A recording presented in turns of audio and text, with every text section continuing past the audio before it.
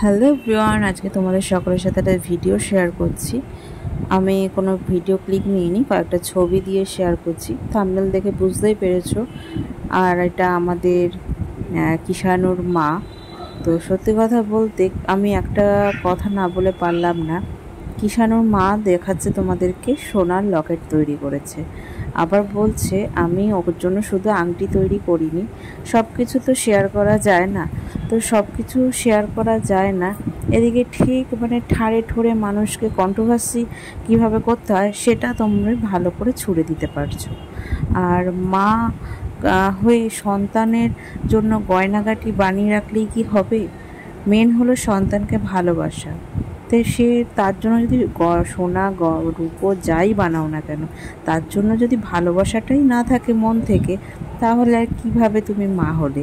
ভগবানই জানে। একটা বছর হয়ে গেল, তুমি এখনও তোমার সন্তানকে তুমি একটু এখনও দেখলাম না কাছে নিয়ে এসেছো, রাখছো, আদর যত্ন করছো। রয়েছে কিষানুর মা রয়েছে তার মামা বাড়িতে, সঙ্গে রয়েছে সে ফ্ল্যাটেই।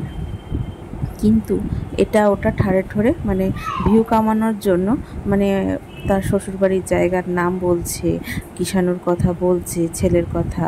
আবার এদিকে রূপে গুণে একেবারে নিজেকে পরিপাটি করে সাজিয়ে গুছিয়ে রাখার জন্য একেবারে ঠিকঠাক রয়েছে। এবার কোন ছেলে এবার দ্বিতীয় পক্ষে বিয়ে করবে কিনা সেটা ওদের পার্সোনাল ব্যাপার।